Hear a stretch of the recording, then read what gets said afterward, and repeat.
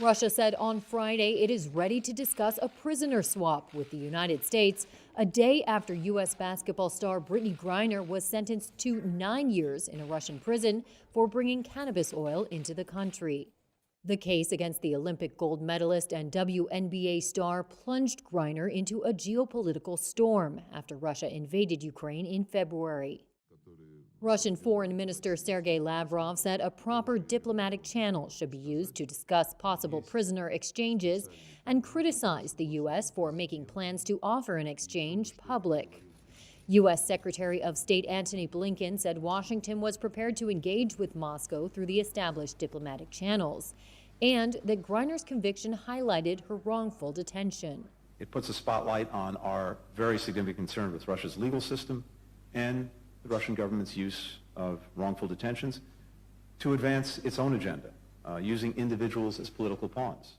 Griner's sentence could pave the way for a swap that would include a prolific Russian arms dealer serving a 25-year prison term in the United States and former U.S. Marine Paul Whelan, jailed in Russia. Griner was arrested in February at Moscow's airport with vape cartridges containing cannabis oil in her luggage. She had been prescribed medical cannabis in the U.S. and said she'd made an honest mistake packing the cartridges. I understand everything that's being said against me, the charges that are against me, and that is why I pled guilty. But I had no intent to break any Russian laws. The U.S. has accused Russia of detaining Griner as a political bargaining chip. Russian officials deny that, saying Griner broke Russian law and should be judged accordingly. Meanwhile, Griner's teammate, Phoenix Mercury player Skylar Diggins-Smith, said after a game on Thursday that the team was devastated by Griner's sentence. Nobody wanted to even play today. How are you supposed to approach the game, approach the court and with a clear mind, and the whole group is crying before the game? Migrants from Central America congregated near Manhattan's main bus terminal after arriving from Texas. The state's Republican governor, Greg Abbott, on Friday said he had started to send buses carrying migrants to New York City in an effort to push responsibility for border crossers to Democratic mayors. Despite being on the road for 30-plus hours, on top of an already long journey, some told Reuters they were glad to be in New York. Colombia, Panama, Costa Rica, Nicaragua. We arrived today from Texas, crossing Venezuela, Colombia, Panama, Costa Rica, Nicaragua, Honduras, Guatemala, Mexico, and Texas. After 3 days in Texas, we were brought here. It's better in New York. There are more work opportunities. We've arrived. It's taken 31 days to get here on foot and asking for rides. The arrival here has been very beautiful. Volunteers on Friday helped migrants get to a nearby intake center so they could be processed for admission to homeless shelters. It's a big city. They don't know anybody. Most of them don't have anybody to help. They don't know where to go, so we're taking them to shelters. Abbott has sent more than 6,000 migrants to Washington, D.C. since April in a broader effort to combat illegal immigration and to put the onus on President Joe Biden for his more welcoming policies.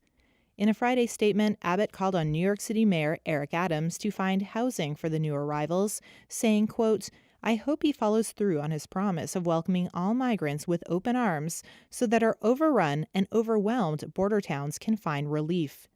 Adams' press secretary said Abbott was using, quote, "human beings as political pawns," calling it, quote, "a disgusting and an embarrassing stain on the state of Texas." But he said New York would continue to welcome asylum seekers with open arms while calling for federal resources for help. Adams' office has said some migrants who were recently sent from Texas to D.C. were making their way to New York City and already overwhelming its homeless shelter system. Wall Street ended lower on Friday, weighed down by tech stocks after a stronger-than-expected jobs report torpedoed recent optimism that the Federal Reserve might ease up on its aggressive campaign against high inflation. The Dow closed with a near 0.25% gain, while the S&P 500 ended down fractionally and the tech-heavy NASDAQ fell 0.5%. Data on Friday showed U.S. employers hired far more workers than expected in July, taking the air out of investors' hopes that the Fed might let up on its interest rate hikes. Christian Ledoux is Director of Investments at Cap Trust. Well, it's a pretty mild reaction to today's job report, which was, I think, a lot higher than most people were expecting. But I think the reality is that's a lagging indicator that reflected a period before a lot of layoff announcements had been made. And I think when we see the next month's data, we're going to see the drop in employment, or maybe not a negative number, but a much lower ad that will be more reflective of what's happening in the real world. Bank shares rose as the odds increased for another 75 basis point interest rate hike in September.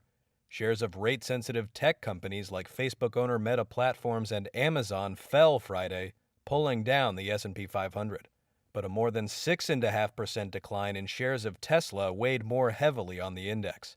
Bucking the trend for tech shares was Twitter, which gained more than 3.5%, and finally shares of Lyft surged more than 16.5%, after the ride-hailing firm forecast an adjusted operating profit of $1 billion for the year 2024 after posting record quarterly earnings.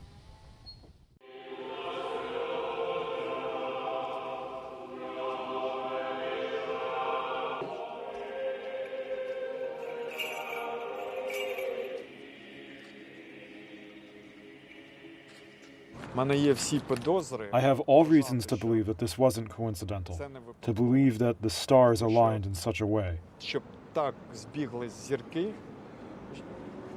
I can't explain now any details. I simply don't believe that this was a coincidence.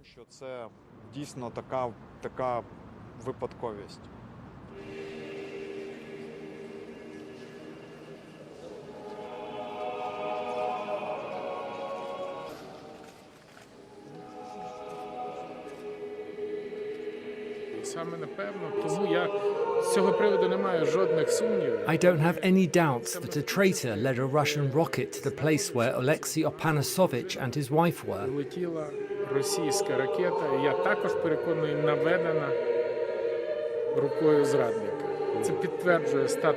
This confirms Russia's status as a terrorist, and it confirms the role Alexei played in the history of our country.